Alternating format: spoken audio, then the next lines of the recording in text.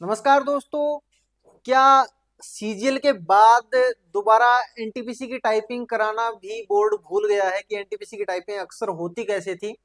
शायद यही हुआ है कल के एग्जाम के अंदर कि पैटर्न ही उल्टा पुल्टा कर दिया गया है पूरा का पूरा, जैसा हर बार एग्जाम में आता है। नमस्कार दोस्तों, जेसीटी कंप्यूटर क्लासेस के इस यूट्यूब चैनल में आपका स्वागत करता हूं मैं। मेरा काम ही टाइपिंग करवाना है। बाहर से राजस्थान के अलावा भी बच्चे आए हैं जो हमारे पास आके टाइपिंग की है जिन्होंने।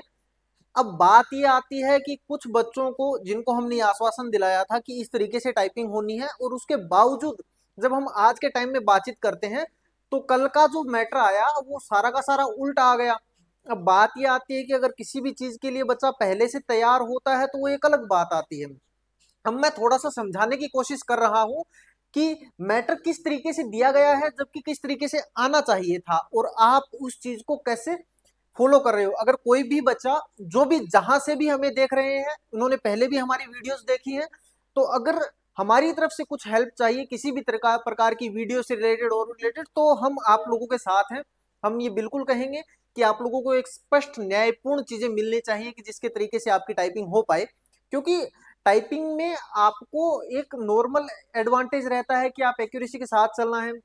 अब बच्चों को आपको अचानक से 1800 1900 की स्ट्रोक दे दिए। अब कुछ बच्चे टाइप तो कर गए उस मैटर को, लेकिन उसमें उन्होंने इस जल्दबाजी में, क्योंकि पहले मैंने जस्ट एग्जाम से एक दिन पहले ये वीडियो डाली थी कि आपको पहला मैटर आराम से करना है कंप्लीट।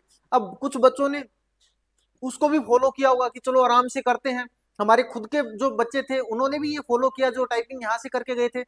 तो बात ये है कि जब उनको ये पता चला यार 1.5 ही मिनट बचे हैं तो कंप्लीट ही नहीं हो रहा है मैटर, तो उन्होंने लास्ट में जल्दबाजी की। और अगर कोई बच्चा अपनी स्पीड से थोड़ा सा अलग तरीके से चलने की कोशिश करता है तो वहां गलतियां होती हैं। अब देखिए, नॉर्मली जनरली क्या होता है, अगर मैं बात करूं, पैटर्न दो टाइप के होते हैं। टाइपिंग के जो पैटर्न होते हैं आप इसको समझने की कोशिश कीजिएगा। अगर किसी बच्चे को थोड़ा ध्यान नहीं है तो वो इस चीज से समझेगा कि इसमें कितना अंतर आ जाता है। मैं आपको प्रॉपर समझाने की कोशिश करता हूं कि जो पैटर्न अगर बोर्ड अगर वर्ड पैटर्न के अकॉर्डिंग मान रहा है तो उसमें और 5 की स्ट्रोक पैटर्न में कितना अंतर आ रहा है, आपने कितना बुरा कर दिया है बच्चों के साथ। देखिए, होता क्या है कि 1500 की स्ट्रोक का मैटर होता है, 1500 की स्ट्रोक का, ठीक है। 1500 की स्ट्रोक में 5 की स्ट्रोक पैटर्न होता है। 5 की स्ट्रोक मतलब होता क्या है कि 5 की का एक वर्ड माना जाएगा। दूसरा पैटर्न क्या होता है, दूसरा पैटर्न होता है वर्ड पैटर्न। वर्ड पैटर्न में क्या होता है, वर्ड पैटर्न में जो सेंटर के एग्जाम्स में, मैंने तो अभी तक नहीं देखा कि सेंटर के एग्जाम्स में किसी एग्जाम में वर्ड पैटर्न भी वो फॉलो करते हैं। अचानक से ये क्या हुआ उन्हें मुझे नहीं पता। जैसे एग्जाम्पल के तौर पे अगर मैं बात करूं, थोड़ा सा अच्छे से समझाता हूं मैं इसको कि जैसे दिस इज इंपॉर्टेंट कन्वर्सेशन। अब देखो, अगर आप इसको देखोगे तो ये कितने वर्ड हैं, एक दो तीन चार, चार वर्ड हैं। तो इस पैटर्न के अकॉर्डिंग तो ये वर्ड हो गए चार। अब मैं कीज पे बात चलता हूं, चार दो छह, तीन सात, तीन 10, तीन 13, 14, 15, 16, 17, 18, 19, 20, 21, 22, 23, 24, 25, फुल स्टॉप 26, और अगर मैं स्पेस को काउंट करूं तो 30। तो की स्ट्रोक कितने हो गए अपने, 30। अब 30 की स्ट्रोक को अगर पांच वाला मेथड रहता है तो मैं पांच से जब डिवाइड करता हूं तो यहां स्पीड कितनी आ रही है अपनी, 6 की। मतलब इस मेथड के अकॉर्डिंग 6 की स्पीड बन रही है, और अगर इस मेथड के अकॉर्डिंग बात करूं तो मैं 4 की स्पीड बन रही है। दो का अंतर सीधा सीधा आ गया। अब हम चलते हैं एग्जाम के अंदर क्या हुआ उस चीज को थोड़ा सा समझने की कोशिश करते हैं। देखिए, आपके जब 1500 की स्ट्रोक का मैटर आता है आप उसको रिपीट कर सकते हो, लेकिन मैं 1500 ही मान के चलता हूं। तो 1500 की स्ट्रोक के अकॉर्डिंग क्या होता है कि 1500 की की स्ट्रोक के अकॉर्डिंग क्या बनता है, 300 वर्ड बनते हैं। और टाइम कितना दिया जाता है आपको, 10 मिनट। जब 10 मिनट टाइम दिया जाता है तो आपकी स्पीड बनती है 30 वर्ड पर मिनट। मतलब ये 10 मिनट में 300 लिखने हैं, तो 30 की स्पीड आपकी ऐसी बन रही है। लेकिन आप बच्चों को मैटर दे दिया गया 1800 की स्ट्रोक तक का। एग्जाम्पल के तौर पे मैं 1800 ही मान रहा हूं। थोड़ा बहुत किसी बच्चे ने कहा है कि सर 1750 हुए, किसी ने कहा 1850 हुए, हो सकता है लाइन भी मिस हुई, हो सकता है कुछ एक्स्ट्रा भी लिखा गया, लेकिन एग्जाम्पल के तौर पे हम 1800 मानते हैं। तब हमें समझ में आएगा कि बोर्ड ने कितने बड़ी गलती की है, और कम से कम 20 से 30% बच्चों को तो सीधा बाहर कर दिया इस मेथड मेथड के कारण। कैसे, कि 1800 की स्ट्रोक आए। 1800 की स्ट्रोक के अकॉर्डिंग वर्ड कितने बनते हैं, अगर मैं सही हूं तो 360, जब आप इसको 5 से डिवाइड करोगे, ठीक है, 1800 की स्ट्रोक में 5 से डिवाइड करूंगा, मैं 10 से लगाऊं तो इसमें स्पीड कितनी बन रही है, 36 वर्ड पर मिनट। मतलब बच्चे ने एक तरीके से, और इन्होंने क्या किया, ये अगर जितना मुझे लगता है, बाकी तो आरटीआई से अगर अपन मंगाएंगे कॉपी की आपने पैसेज क्या दिया है, उसके बाद ही कंफर्म कर पाएंगे।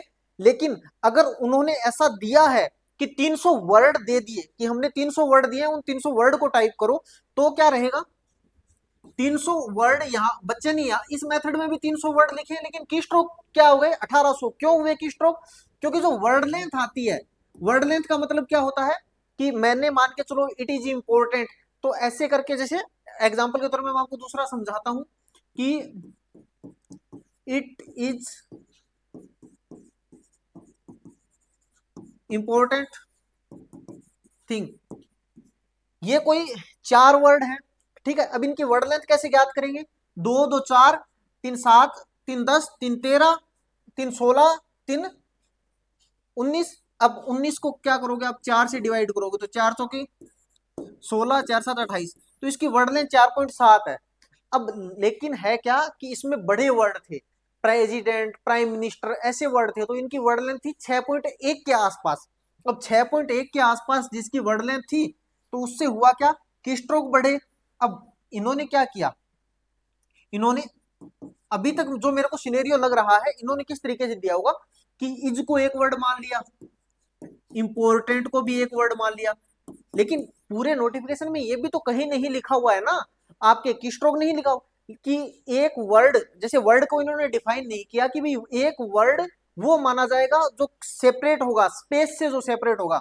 नॉर्मली जनरली मैं आपको एक एग्जांपल बताता हूं, जहां राजस्थान में हमारी टाइपिंग सेंटर है, वहां जब राजस्थान के 2-3 एग्जाम ऐसे हैं जिसमें ये वर्ड पैटर्न लागू होता है, तो उसमें स्पेशल लिखा आता है कि एक वर्ड वो माना जाएगा जो पहले और बाद में स्पेस से सेपरेट हुआ हो। मतलब अगर मैं बात करूं इट इज वेरी, तो उनका कहना है कि जैसे यहां से वर्ड स्पेस से सेपरेट हो गया, यहां से स्पेस से सेपरेट हो गया, तो हम इसको एक वर्ड मानेंगे। लेकिन एनटीपीसी ने ऐसा भी तो कुछ नहीं लिखा हुआ है ना गाइडलाइंस के अंदर, की वर्ड ऐसे माना जाएगा। अब बात ये आ गई कि भाई बच्चों का क्या हुआ कि हम 1500 की स्ट्रोक मान के चल रहे थे, आपने 1800 की स्ट्रोक दे दिए। अब 1800 की स्ट्रोक के बाद अगर मैं ये कहूं कि कोई ये कह दे कि सर अभी भी तो 1500 के अकॉर्डिंग पास हो जाएंगे बच्चे, हम ये मान ले कि जिन्होंने 1500 प्लस लिखे हैं वो पास हो जाएंगे, लेकिन दिक्कत ये नहीं आई। दिक्कत इसके साथ एक और आई है कि जब 1500 की स्ट्रोक की बात हुई थी, तो पहली बात तो 1500 आने चाहिए थे। दूसरा, अगर आपने 1800 दिए हैं, पहले एक सूचना आनी चाहिए थी कि आपके लिए की स्ट्रोक ज्यादा आ सकते हैं। तो अब हुआ क्या कि बच्चों से 1500 की स्ट्रोक का मान के चल रहे थे।